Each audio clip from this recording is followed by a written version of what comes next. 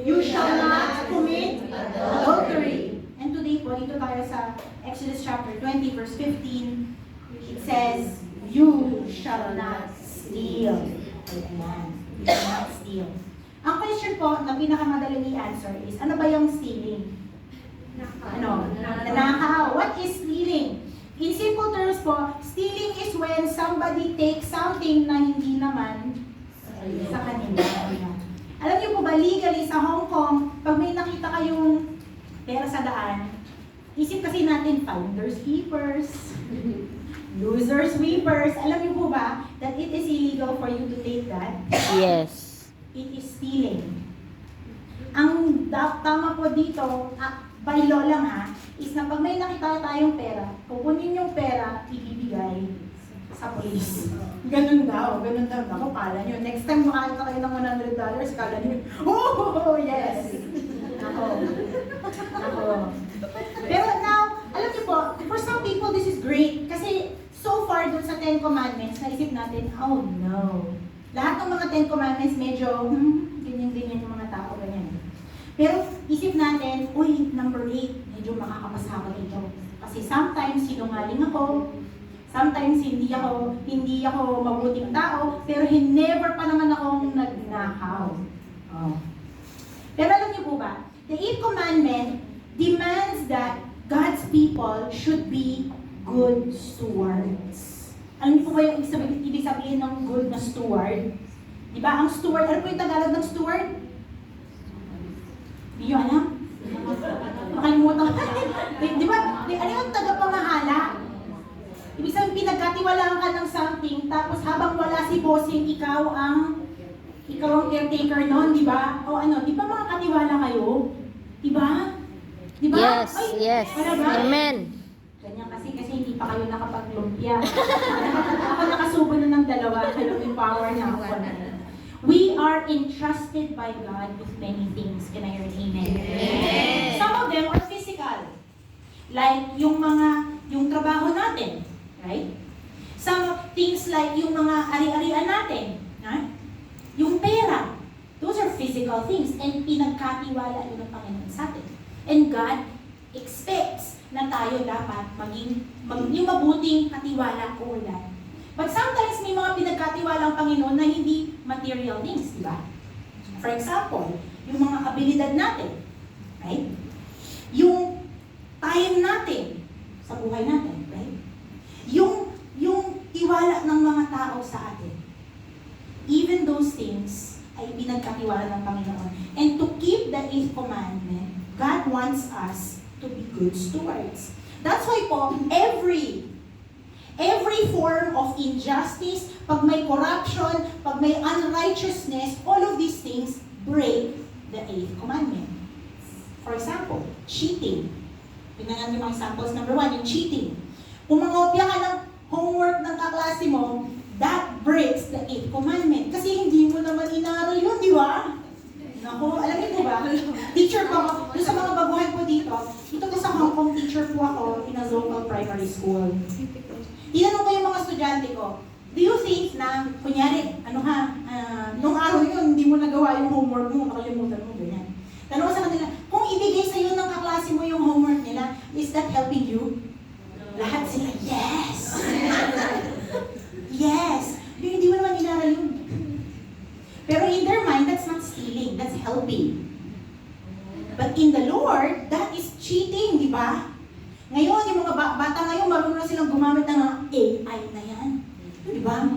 Hindi na nga sila mangungopya ng homework sa kapitbahay, mangungopya sila from online. Magtatanong sila sa AI, how to do this, and then lalabas na yung answer. Yeah. And that is cheating, di ba? What else? Fraud, business fraud, yung mga scam. Yung pag may mga taong hindi nagbabayad ng salary sa Panginoon, that is breaking the 8th commandment kasi tama lang na ibigay ang sweldo, right? Kunyari, kung may taxes tayo at hindi natin binabayaran yung taxes, that breaks the 8th command. Pag tayo may utang at hindi nagbabayad, that breaks the 8th command. Because you promised to pay it, right? O, wala nang humihinga? Wala na. What else? Greed.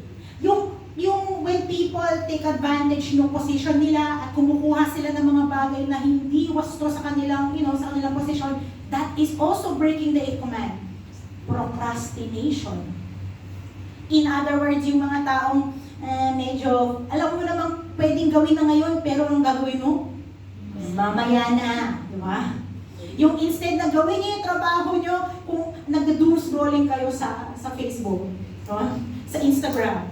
At ako po, ganun, sa may mga days rin na ako rin, alam ko may trabaho ko, pero instead, that is stealing the time that you are being given to do your job. Do you understand? That Yes. breaks the 8th command. Nako. Pero alam niyo po ba, the ultimate way that we break the 8th command is kapag pinagkakait natin sa Panginoon yung nararapat sa Panginoon. Yung mga bagay na inutos niya, sabi niya, ibigay niyo to para alang-alang sa akin. For example, giving forgiveness. Yes, sometimes may mga tao na nakasakit sa'yo, right? True. Yes. Do you know what God says you should do? Love your... Forgive! Hindi pa naman nagsasorry sa akin. No. Wala silang, parang hindi sila feeling sad sa ginawa nila sa akin. God does not care about that. He commands you to forgive. And kapag pinagkait natin yung forgiveness na yon, it breaks the 8th commandment. Because remember, yung command po, Ephesians 4:32, forgive as God has forgiven you. So, pinatawad pa kayo ng Panginoon? Amen. Isang beses lang? Paulit-ulit, di ba? Same thing. Kung ang Panginoon paulit-ulit na magpatawad, tayo rin paulit-ulit na magpapatawad. What else? The Lord commands na dapat tayong mapagbigay sa mga Needy. may kailangan. Yeah. Sabi ng Hebrews 13:16, huwag daw i-neglect na gumawa ng tama, gumawa ng mabuti. To share kung ano yung meron tayo. Can I hear an amen? Amen. Sabi ng Panginoon, this is pleasing sa Kanya. But alam niyo po, there is one thing that I believe that we should give to the Lord. God says that there are things na nararapat sa Kanya. You know po, while we were during the worship, I had this feeling, no, na I don't know about you, no, pero I felt that the Spirit wanted more from us. And even though dito yung gusto niya, nandito pa lang tayo. Nandito siya, gusto niya, ito tayo eh. You think tama yun? May reason ba tayo na ipagkait sa Panginoon ang nararapat sa Kanya? No. God deserves praise. Some people, ayoko yung masyadong ganyan sa worship. Do you think God cares about what you look like? Alam niyo po, I got saved when I was 13.